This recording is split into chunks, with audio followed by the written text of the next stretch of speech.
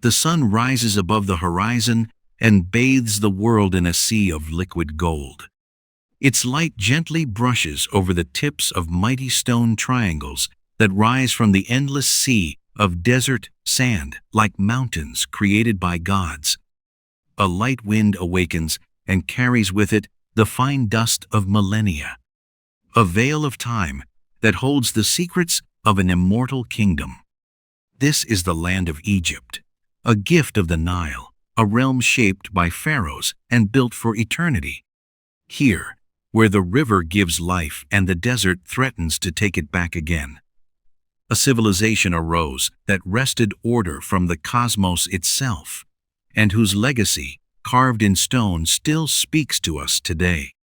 The pyramids of Giza stand as silent guardians at the edge of time. Their shadows move slowly across the ground, just as the shadows of dynasties once moved across the land. They are more than just tombs.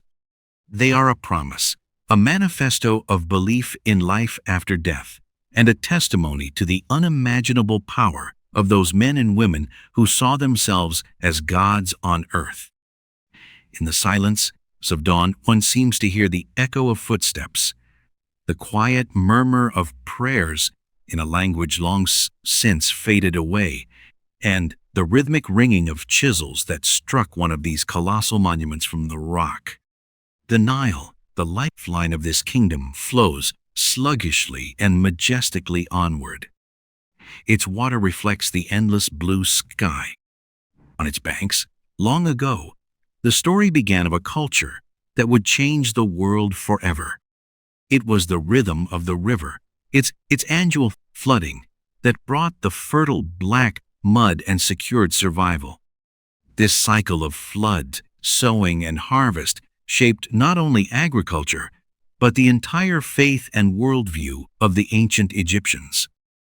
They saw in it the eternal cycle of death and rebirth, a divine pattern that was reflected in everything. From the early communities of farmers and hunters who settled on the fertile banks, larger settlements slowly grew, developing into principalities and finally into two great kingdoms.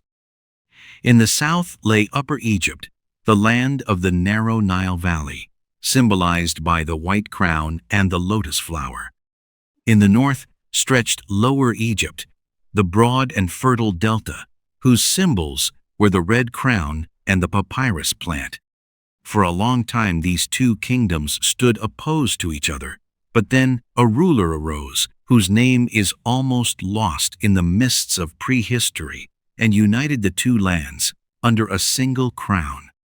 This act of unification was the true founding myth of pharaonic Egypt, a sacred moment that allowed the duality of the land to merge into a harmonious unity.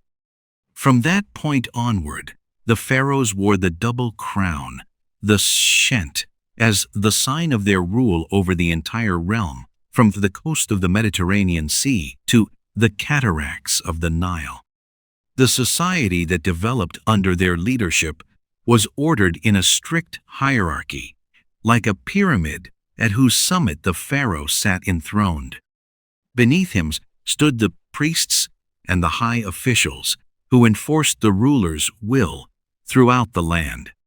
Below them came the scribes, who kept the complex administrative systems running, the craftsmen, who built the magnificent temples and tombs, and the soldiers, who defended the borders of the kingdom.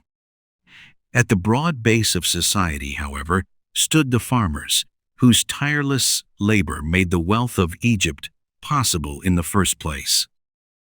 They were the ones who cultivated the soil, maintained the canals, and brought in the harvest that secured everyone's survival. Their world was shaped by hard work and by a deep belief in the gods and in the pharaoh, who was regarded as the guarantor of the cosmic order, Mot. This order was the highest principle, a state of harmony, truth, and justice that had to be defended against the powers of chaos. Every action of the pharaoh, every temple construction, every religious rite served this one higher goal. The land of Egypt was therefore not only a political structure, but a sacred territory, an image of heaven on earth, in which gods and humans lived in an inseparable symbiosis. The mysticism of this land can be felt in every grain of sand, in the silent majesty of the tombs, and in the timeless power of the Nile, which steadily seeks its way to the sea, just as the soul of the deceased seeks its way into eternity. The legacy of this civilization is not merely a sequence of historical facts, but an epic narrative of faith, power, and the unshakable human will to defy death itself, and to create an inheritance that outlasts the stars. The pyramids are the proof of this striving, turned into stone, an eternal whisper from a distant past that reminds us the search for immortality, essentially, is the greatest journey of all. The pharaoh was the heart of Egypt, the pivot around which all life in the land on the Nile revolved.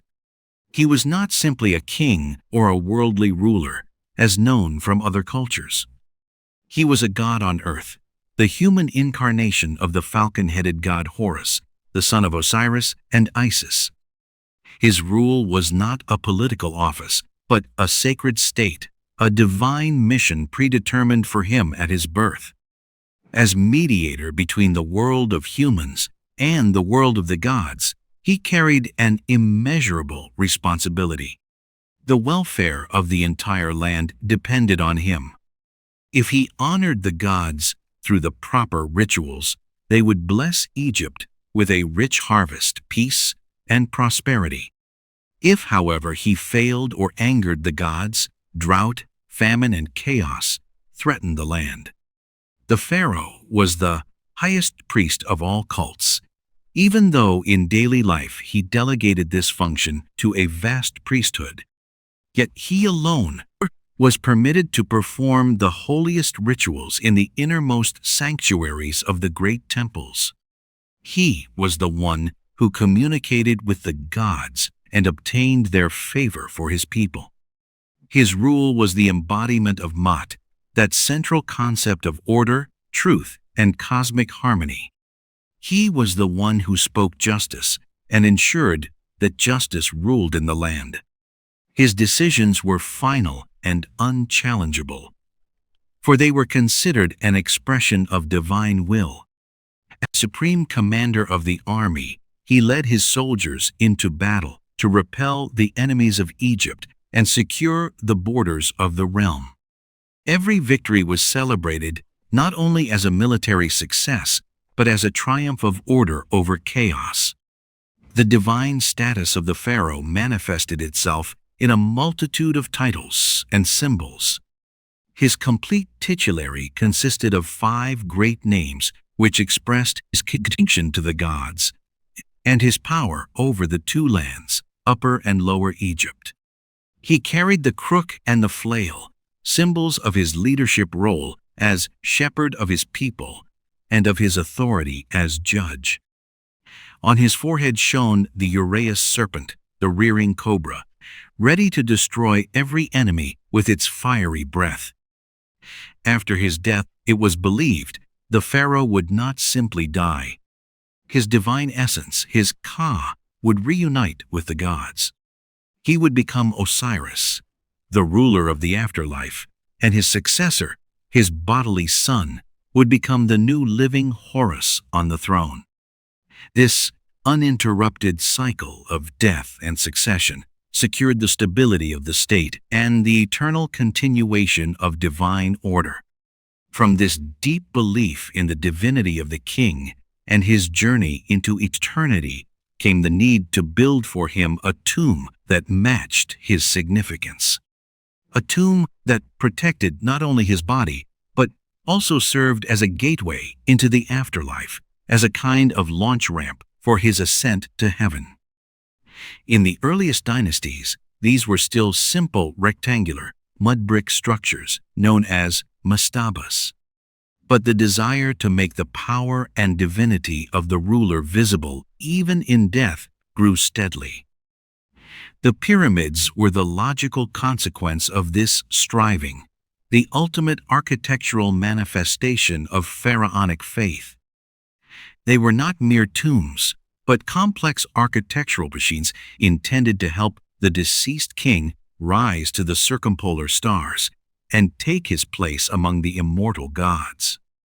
Their form, a perfect triangle striving toward the sky, symbolized the primeval mound that had risen from the chaos of the primordial ocean at the beginning of time.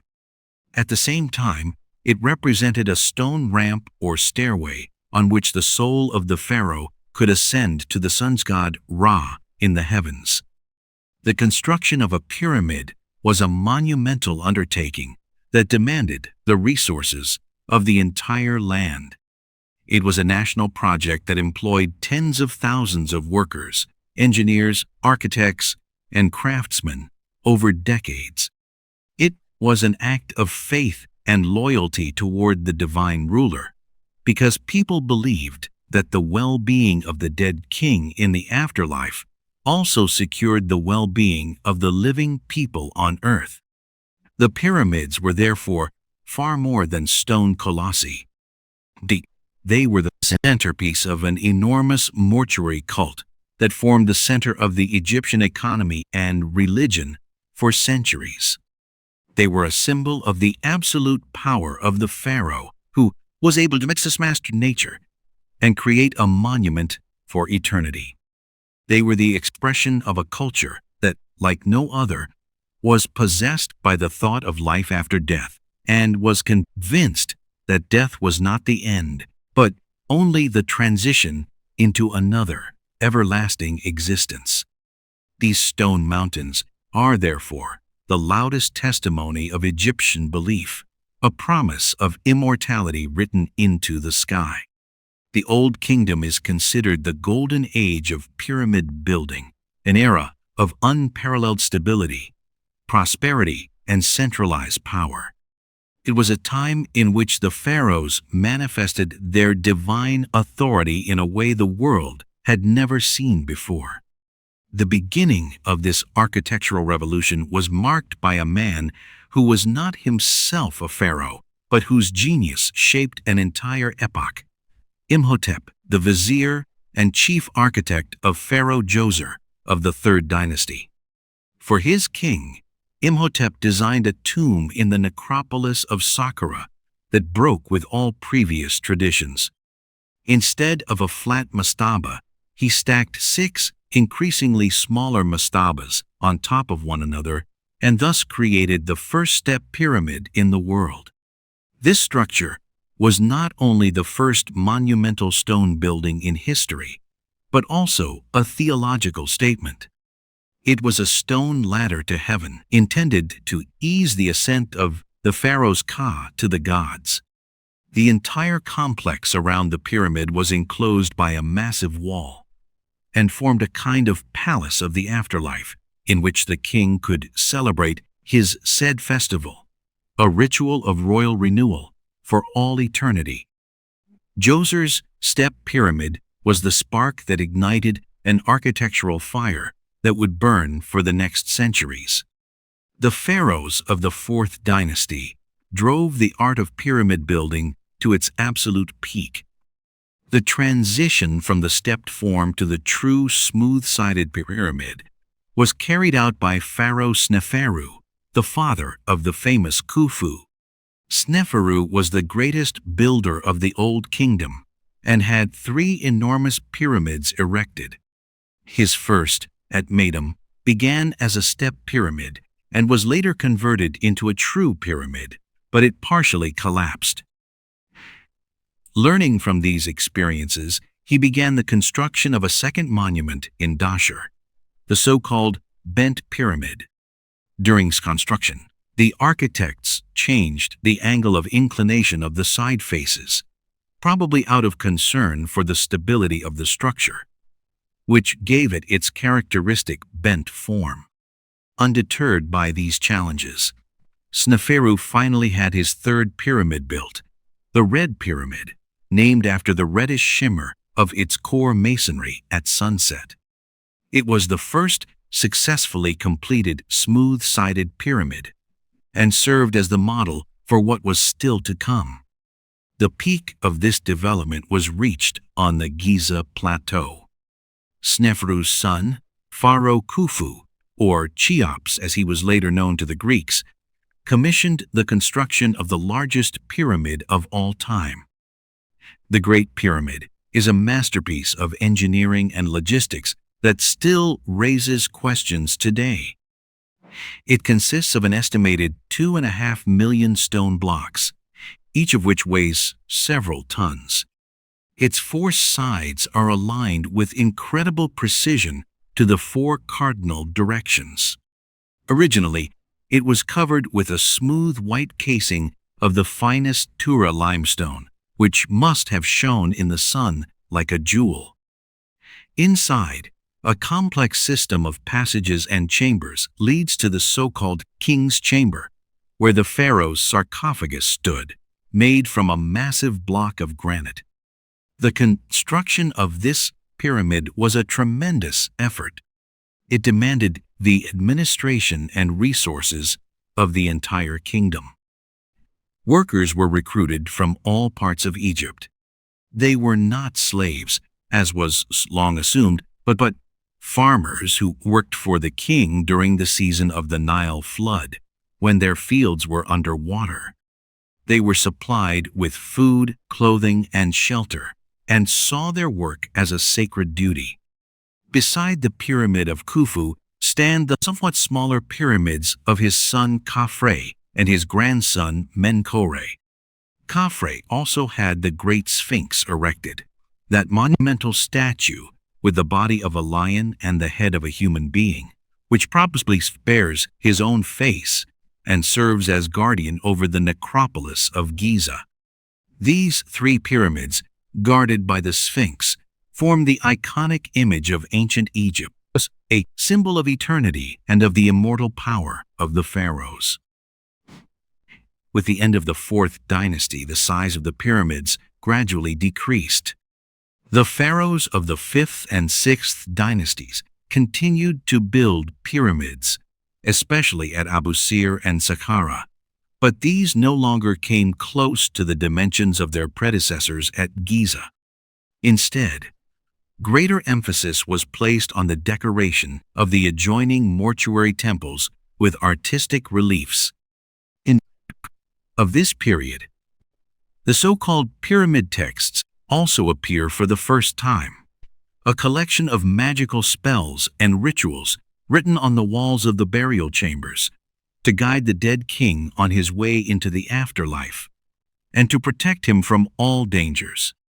They are the oldest surviving body of Egyptian religious and funerary writings and give us a deep insight into the afterlife beliefs of the Old Kingdom. The construction of the pyramids was therefore the central engine of Egyptian society in the Old Kingdom. It was a project that raised technology, religion, and social organization to a new level and created a legacy that has outlasted the millennia. The Old Kingdom, that glorious epoch of the pyramid builders, could not maintain its absolute centralized power forever. The immense effort of pyramid construction and the growing power of the priesthoods and of the provincial governors, the so-called nomarchs, slowly began to undermine the authority of the pharaoh. Who had originally been administrators appointed by the king over the individual districts of Egypt, managed over time to make their offices hereditary and to build their own power base in their provinces. They erected their own magnificent tombs and increasingly saw themselves as local rulers.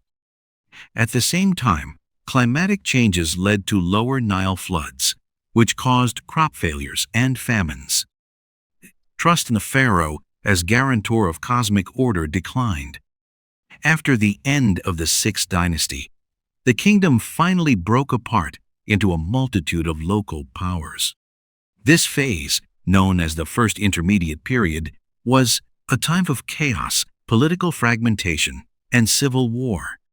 the central administration collapsed. Trade came to a standstill, and the great building projects were stopped.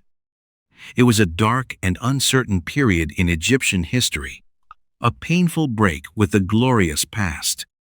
Yet the idea of a united Egypt under a divine ruler was too deeply rooted in the culture to disappear forever.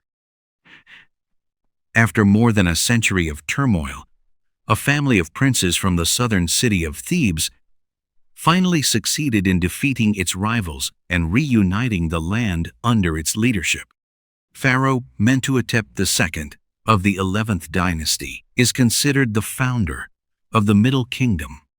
He restored the central authority of the pharaoh and pacified the land. The Middle Kingdom was a time of renaissance and reorientation. The pharaohs of this era, especially those of the 12th dynasty, were wise and prudent rulers. They understood that pure displays of power through gigantic pyramids alone were not enough to hold the realm together. Instead, they promoted trade, initiated major agricultural projects, such as the development of the Fayum Basin in order to gain new farmland, and secured Egypt's borders through a sophisticated system of fortresses, especially on the southern border with Nubia. The art and literature of this period reached a new peak of realism and emotional depth. While the representations of the Old Kingdom showed the pharaohs as timeless, idealized gods, the statues of the Middle Kingdom often present us with thoughtful rulers marked by worry, who seem to bear the burden of their responsibility. There were also changes in the mortuary cult. Although the pharaohs of the Middle Kingdom continued to build pyramids, these were smaller and often consisted of a mud brick core that was merely covered with limestone. Many of these pyramids are heavily eroded today. The focus shifted from the outer size of the tomb to its inner security. Complex and refined passage systems and hidden chambers were intended to protect the tombs from robbers, though usually in vain. An important development of this period was also the democratization of belief in the afterlife. While in the Old Kingdom immortality seemed to be primarily reserved for the pharaoh, people now believe that ordinary people too, provided they performed the right rituals and could show a morally faultless life, could attain life after death. The pyramid texts, once intended only for the king, developed into the coffin texts, which were written on the coffins of private individuals to open the way into the afterlife for them. Despite its flourishing, the Middle Kingdom was not destined to last forever either. Internal power struggles weakened the dynasty, and at the same time a new threat appeared on the northeastern border. Groups of immigrants from Western Asia, whom the Egyptians called the Hyksos, meaning something like rulers of foreign lands, settled in the Nile Delta. They brought new technologies with them, such as the horse, the chariot, and the composite bow. Their military superiority and Egypt's internal weakness finally enabled them to take control of Lower Egypt and found their own dynasty. This marked the beginning of the Second Intermediate Period. Once again, Egypt was divided. The Hyksos kings ruled from the delta, while the princes in the south held a kind of vassal status. But as before, the impulse to reunite the land would come from Thebes. After a long phase of coexistence, the Theban rulers began a bitter war of liberation against the Hyksos. It was Pharaoh Ahmose who finally captured the Hyksos capital of Aras and drove the foreign rulers permanently out of Egypt. With this victory, he laid the foundation for the most glorious and powerful epoch of Egyptian history, the New Kingdom. With the expulsion of the Hyksos and the reunification of the land under Pharaoh Ahmose, the New Kingdom began, an era of unparalleled power, imperial expansion, and unimaginable wealth. The experience of foreign rule had permanently changed the Egyptian mentality. People recognized that a passive defense of the borders was not enough. To guarantee the security of the realm, Egypt itself had to become an imperial power and create buffer zones in Western Asia and Nubia. This led to the emergence of a professional standing army and an aggressive foreign policy. The pharaohs of the New Kingdom were no longer only divine guarantors of order, but also great warriors and conquerors. Pharaohs such as Thutmose I and, above all, the great Thutmose III, often called the Napoleon of Egypt, led numerous campaigns into Syria and Palestine and extended Egyptian influence as far as the Euphrates. In the south, Nubia was firmly incorporated into the Egyptian empire and became an important province that supplied Egypt with gold, ivory, and other exotic goods. Tribute and booty from the conquered territories flowed into Egypt in unimaginable quantities and financed a building activity that overshadowed even that of the Old Kingdom. The focus was now no longer on pyramids, but on the construction of enormous temples in honor of the gods who had helped Egypt to victory. Above all, the Theban chief god Amun, who had originally been a local god of Thebes, was merged with the sun god Ra as Amun-Ra and rose to become the state god and king of the gods. His priesthood in Thebes became the most powerful and richest institution in the entire land. The temples of Karnak and Luxor in Thebes, the capital of the New Kingdom, were expanded and enlarged over centuries by different pharaohs until they grew into some of the largest sacred buildings in the world. Their immense hypostyle halls, pylons, and obelisks were meant to make the power of the god and of his son on earth, the pharaoh, visible to all. The burial customs of the pharaohs also changed radically. Instead of widely visible pyramids which practically invited robbers, the rulers of the New Kingdom chose a remote, desert-like valley on the western side of the Nile opposite Thebes as their final resting place. This valley, known today as the Valley of the Kings, became the secret necropolis of the pharaohs. Here, deep shaft tombs carved into the rock were created, their walls decorated with colorful paintings and texts from the Book of the Dead and other afterlife writings. These texts were intended to guide the deceased through the dangers of the underworld and help him achieve union with Osiris. Separate from the tombs, mortuary temples were built on the flat land in front of them, where the cult of the deceased king was performed. Among the most powerful rulers of this era was also a woman, Hatshepsut. After the death of her husband, Thutmose II, she first assumed the regency for her young stepson, Thutmose III, but soon claimed the full title of pharaoh herself and ruled for many years in peace and prosperity. She had herself depicted with all the male insignia of power, including the ceremonial beard, and built one of the most beautiful mortuary temples of Egypt at Deir el-Bahri. The New Kingdom experienced another flourishing under Amenhotep III. He was a pharaoh who ruled through diplomacy and immeasurable wealth.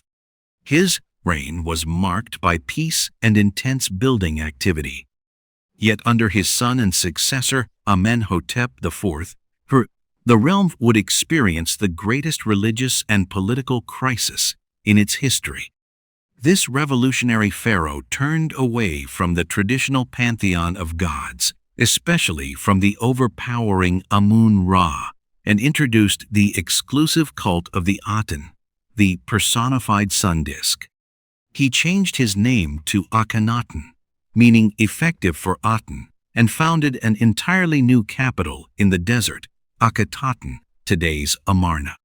This radical Aten revolution cast the old priesthood into insignificance and shook the foundations of Egyptian society.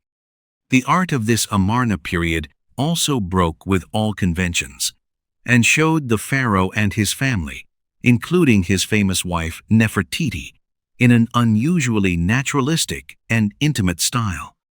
After Akhenaten's death, however, his revolution was doomed to fail.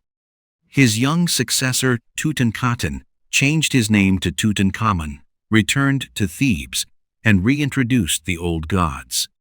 His tomb, discovered almost intact in the Valley of the Kings, has given us an invaluable insight into the wealth and craftsmanship of this era. The New Kingdom recovered from this crisis and experienced one last great flowering under the pharaohs of the 19th and 20th dynasties, the so-called Ramessides. Rulers such as Seti I and, above all, Ramesses II, also known as Ramesses the Great, led Egypt to new fame.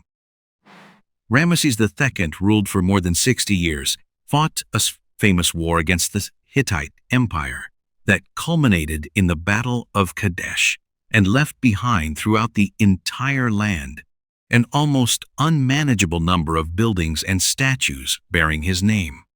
His rock temple at Abu Simbel in the Deep South is a breathtaking testimony to his claim to power. Egyptian religion was a complex and multi-layered system of myths, cults, and beliefs that developed over millennia and permeated people's lives from birth to far beyond death. At the center of this faith stood a vast pantheon of gods and goddesses who represented all aspects of the cosmos and human life. At the head often stood a sun god who bore different names in different eras, such as Ra Atum or later Amun-Ra.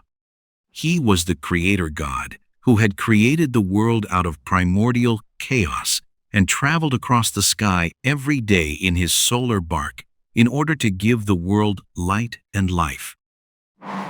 At night, he had to undertake the dangerous journey through the underworld, where he had to fight the dark powers of chaos led by the serpent-like creature Apophis. His victorious rising the next morning was the daily renewal of creation and the triumph of order over chaos. One of the most important and popular myths was the story of Osiris.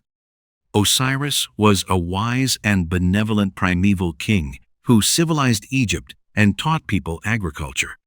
His jealous brother Seth, the god of the desert, storm, and chaos, murdered him, dismembered his body, and scattered the pieces throughout the land.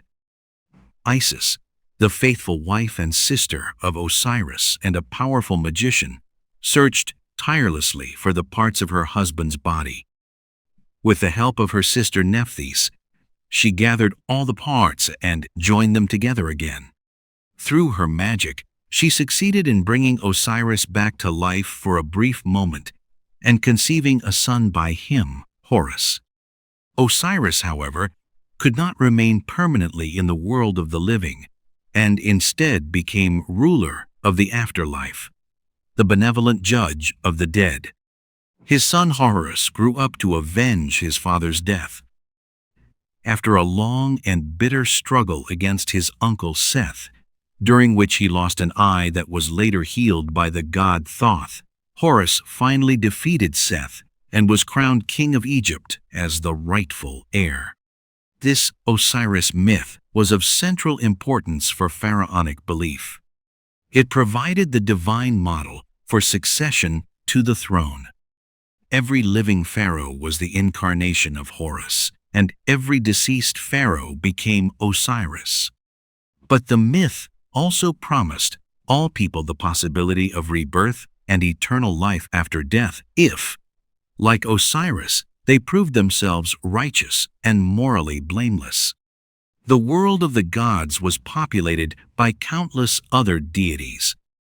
The god with the ibis head, Thoth, was the god of wisdom, writing, and knowledge, the inventor of hieroglyphs. Anubis, the jackal-headed god, watched over mummification, and accompanied the souls of the dead into the hall of judgment. The cow-headed goddess Hathor was the goddess of love, music, dance, and joy, but also a protective goddess of the dead. Ptah of Memphis was the god of craftsmen and artists. Religion manifested itself in everyday life, above all through the temple cult.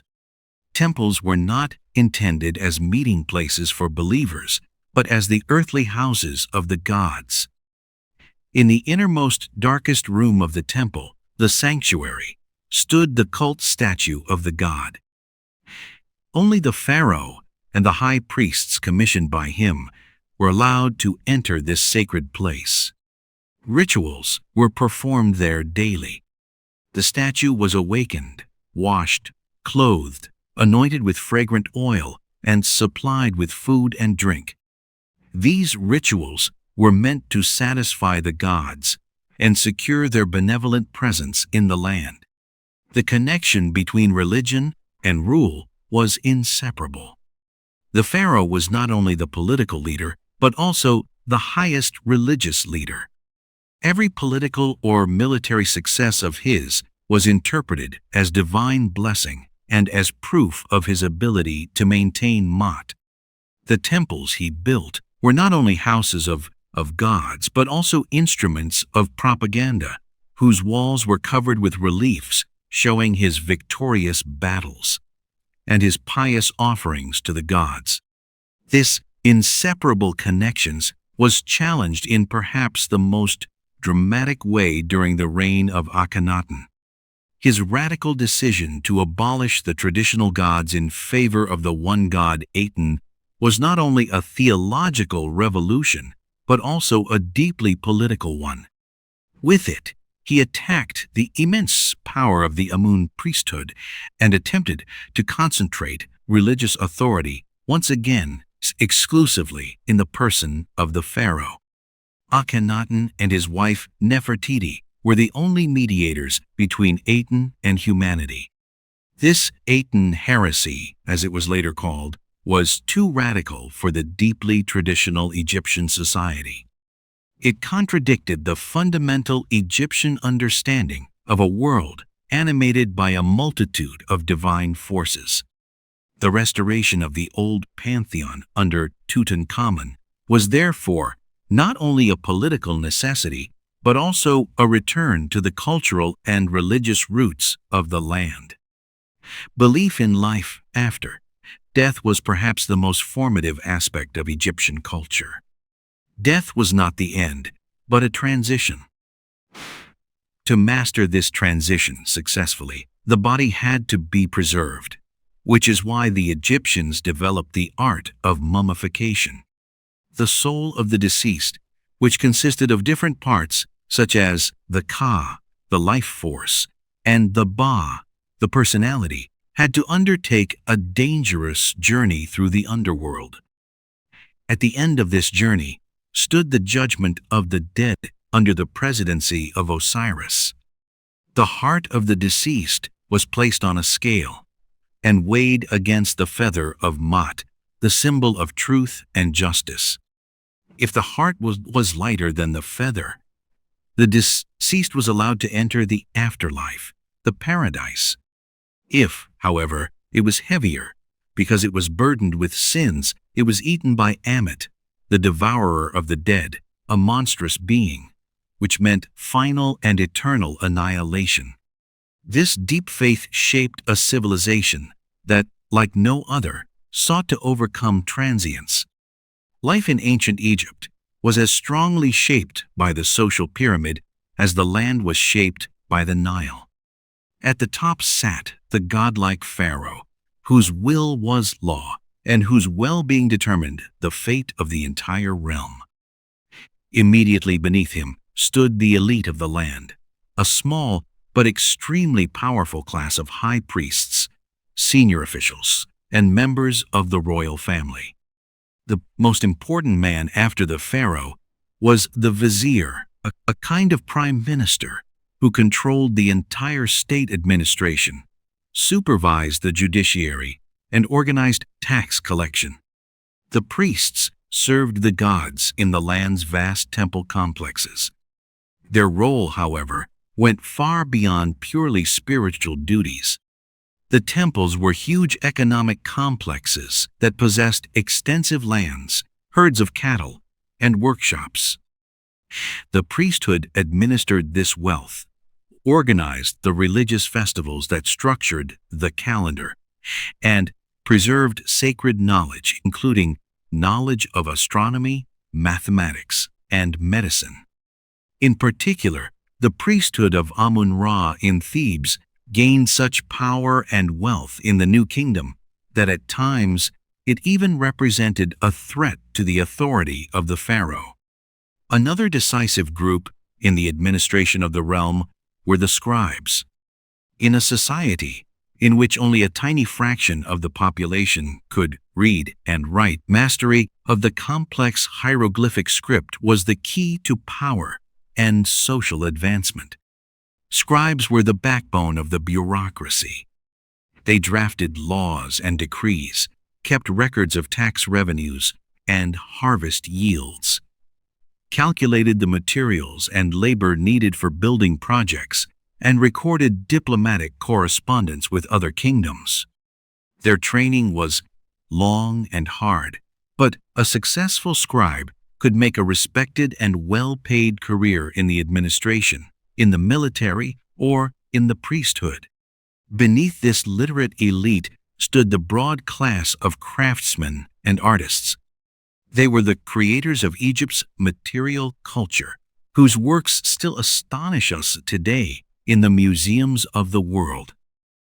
Stonecutters cut the enormous blocks for pyramids and temples from the quarries. Sculptors carved the statues of gods and kings. Painters decorated the walls of tombs with vivid scenes from life and the afterlife. And jewelers created exquisite jewelry from gold, lapis lazuli, and turquoise. Many of these highly specialized craftsmen lived and worked in settlements established especially for them, such as the famous village of Deir el-Medina near the Valley of the Kings, where the workers who built the royal tombs lived. They were not slaves, but respected specialists paid by the state, usually in the form of goods such as grain, beer, and oil. Another important group were the soldiers. In the Old and Middle Kingdoms, the army consisted mainly of conscripts who were called up for specific campaigns or for the defense of the borders. In the New Kingdom, however, a professional standing army developed, with a clear hierarchy and different branches of arms, including the feared chariot troops. A military career offered men from simple backgrounds one of the few opportunities to gain wealth and prestige. Successful officers were often rewarded by the pharaoh with land and gold of honor. The overwhelming majority of the Egyptian population, probably over 90%, belonged to the class of farmers. Their lives were inseparably linked to the rhythm of the Nile. They lived in simple mud brick houses in small villages along the river. Their work was hard and full of deprivation. After the annual flood, when the water receded, they worked the fertile mud with simple wooden plows drawn by oxen and sowed wheat and barley. The harvest was brought in with wooden sickles. A large part of their crop had to be handed over as tax to the state or to the temple that owned the land. During the flood season, when fieldwork rested, the farmers could be recruited for the pharaoh's great building projects, whether for the construction of a pyramid, a temple, or the maintenance of irrigation canals. Their labor was the foundation of Egypt's entire wealth and stability. At the lowest end of the social ladder stood slaves, although slavery in ancient Egypt did not have the same economic importance as in other ancient societies, such as Rome. Most slaves were prisoners of war or convicted criminals. They worked in the quarries, in the mines, or as servants in the households of the rich. Everyday life was deeply shaped by family, community, and religion. Marriage was the norm, and children were considered a blessing. Women in ancient Egypt had a relatively high status compared with other ancient cultures. They could own property, conclude contracts, and testify in court. Although their primary role was that of wife and mother, there were also women who worked as priestesses, musicians, or even businesswomen. Life was simple, but the Egyptians also loved festivals, music, dance, and good food. Beer and bread were the basic foods for all classes of society. This complex social structure, in which everyone had a fixed place and task, was the basis for the millennia-long stability and continuity of Egyptian civilization. The culture of ancient Egypt was marked by remarkable continuity and a deep sense of order and aesthetics. Its achievements in writing, art, architecture, and science were not only pioneering for their time, but also had a lasting influence on human history. One of the most fundamental cultural developments was the invention of writing. Hieroglyphs, which means sacred carvings, appeared already in the early period of the Egyptian kingdom. This complex writing system consisted of hundreds of signs, which could stand either for a sound, an object, or an abstract idea.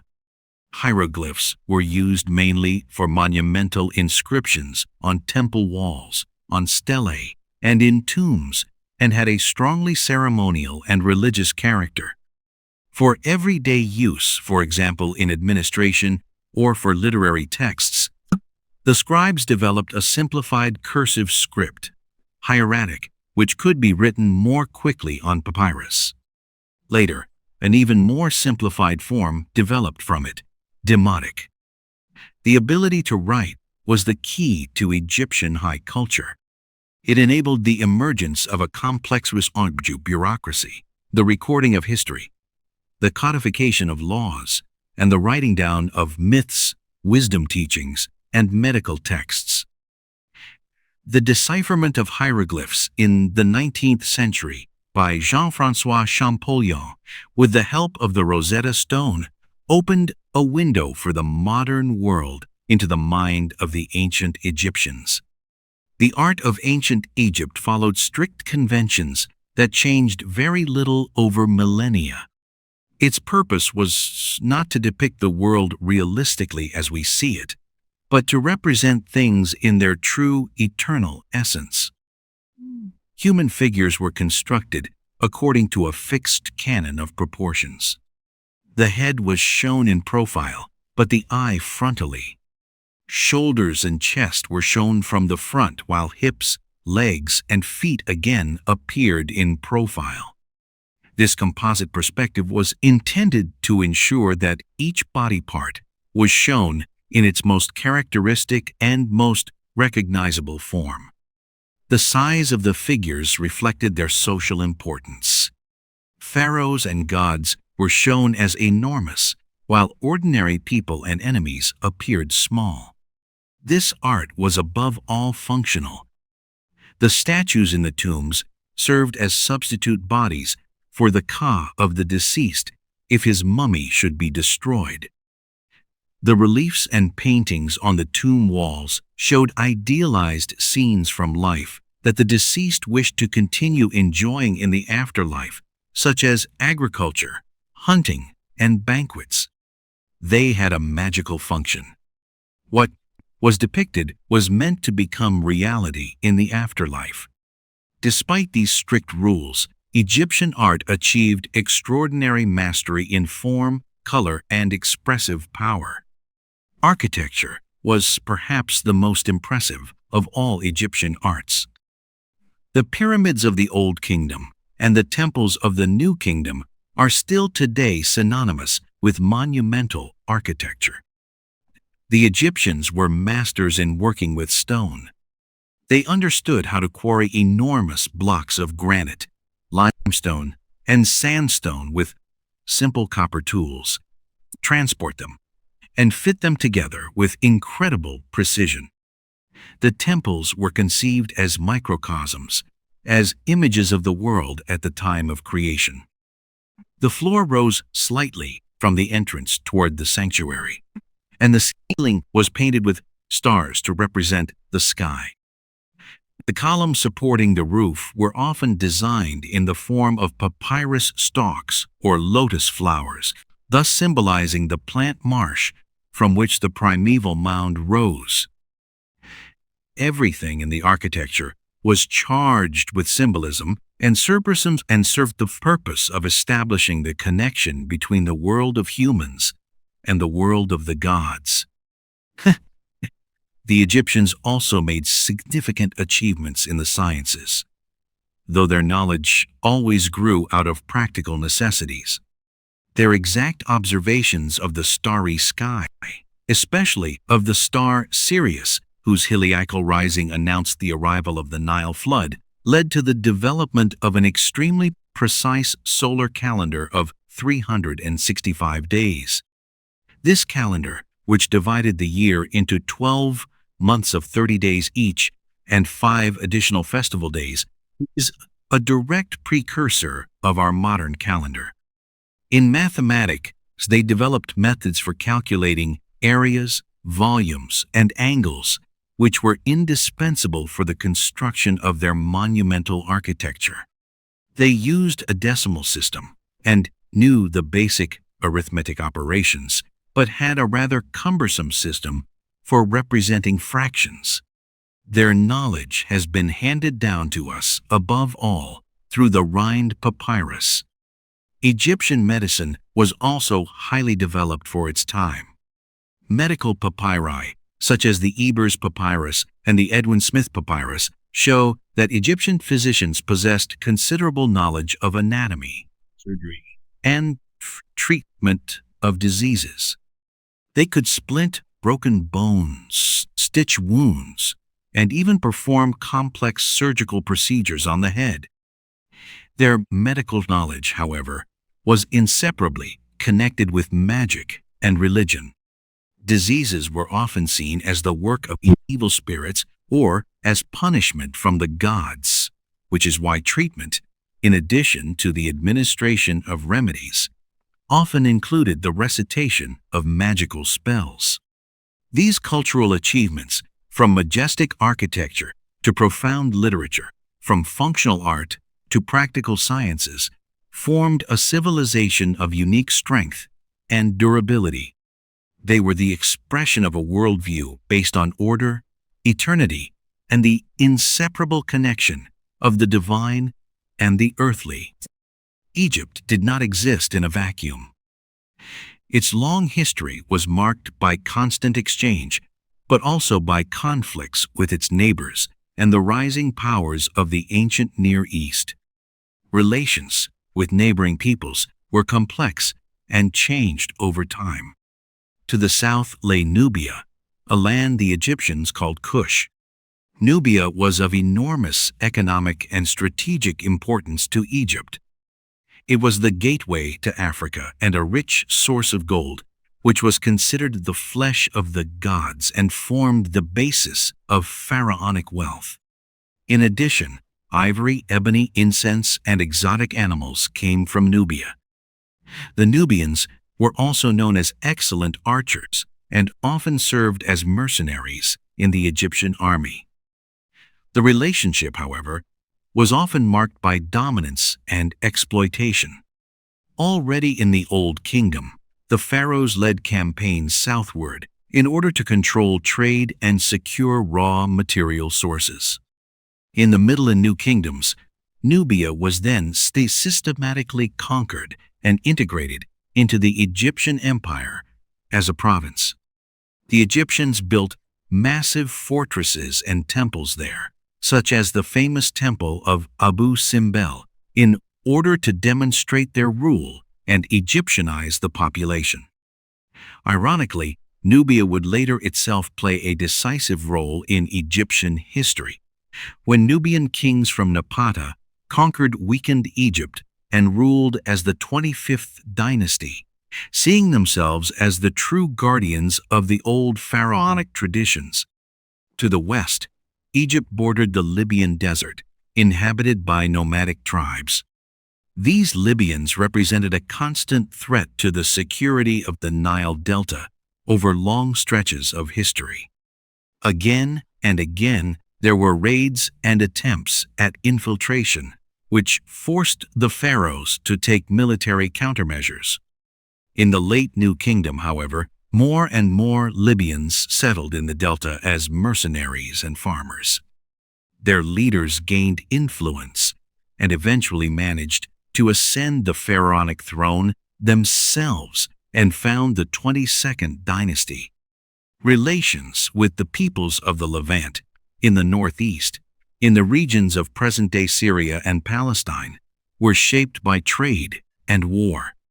Important trade routes ran across the Sinai Peninsula, through which cedar wood from Lebanon, wine, oil, and other goods reached Egypt. Yet this region was also the gateway for invaders, as the Hyksos had proven. In the New Kingdom, the pharaohs therefore pursued a policy of imperial expansion into these territories in order to create a buffer zone and control the strategically important trade routes. This inevitably led to conflicts with other great powers of the region, especially with the kingdom of Mitanni and later with the mighty Hittite Empire in Anatolia. The peak of this confrontation was the famous Battle of Kadesh on the Orontes River, in which the armies of the Egyptian pharaoh Ramesses II and the Hittite king Muwatalli II met. Although Ramesses presented the battle in his inscriptions as a magnificent personal victory, it probably ended without a clear victor. Years later, the two empires concluded one of the earliest known peace treaties in world history, which defined their spheres of influence in Syria. Toward the end of the New Kingdom, Egypt, like the entire Eastern Mediterranean world, faced a new and mysterious threat, the so-called Sea Peoples. This coalition of various peoples, whose exact origin remains disputed to this day, moved through Anatolia, Cyprus, and the Levant, plundering and burning, and swept the Hittite Empire from the map. Under Pharaoh Ramesses III, they reached the borders of Egypt, but were repelled in a massive land and sea battle. Although Egypt survived this attack, it was permanently weakened. The loss of its ass in some provinces, internal power struggles between the pharaoh and the Amun priesthood, and economic problems initiated the slow decline of the New Kingdom.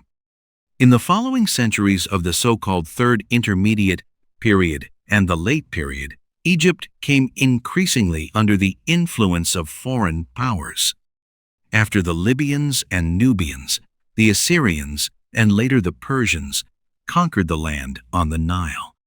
Although there were repeated brief phases of independence, the glorious age of imperial power was finally over. The last decisive turning point came when Alexander the Great conquered Egypt. He was welcomed by the Egyptians as a liberator from Persian rule and had himself crowned pharaoh. After his death, Egypt fell to his general Ptolemy, who founded the Ptolemaic dynasty. These rulers of Greek origin ruled Egypt for almost 3 centuries. They adopted many Egyptian traditions and presented themselves as legitimate successors of the pharaohs. Yet their rule marked the final end of purely Egyptian civilization and the beginning of a new Hellenistic era. The last Ptolemaic ruler, the famous Cleopatra VII, tried in vain to defend Egypt's independence against the rising power of Rome. With her death and the incorporation of Egypt as a province into the Roman Empire, the Pharaonic age finally came to an end.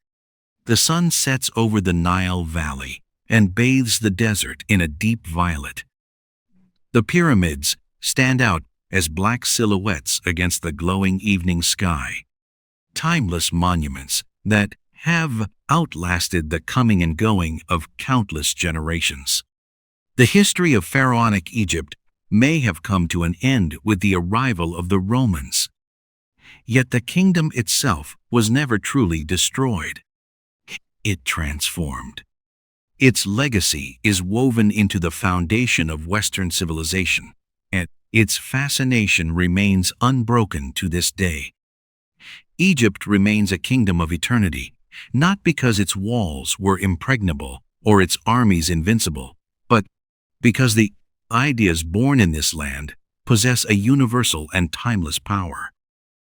The pharaohs and the pyramids are the immortal symbols of this legacy, two inseparably connected concepts that embody the essence of this remarkable culture.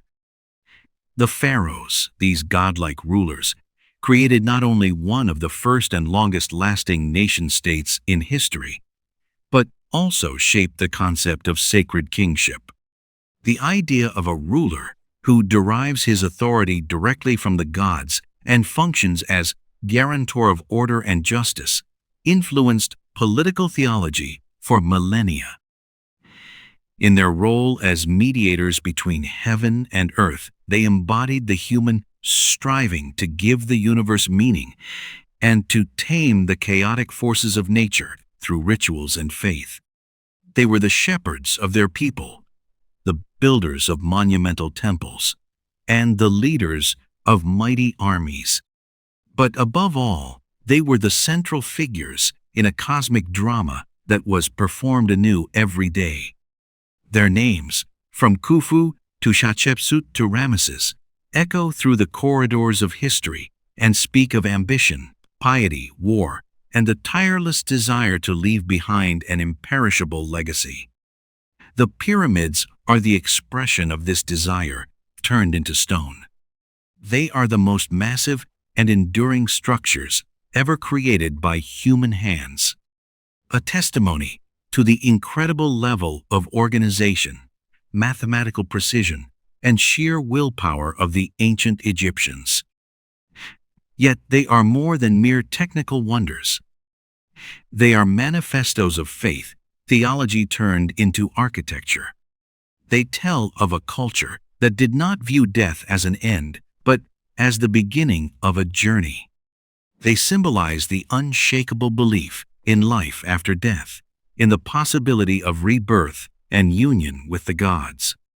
In their perfect geometric form, striving toward the sky, they reflect the human desire to transcend earthly existence and become part of something greater and eternal.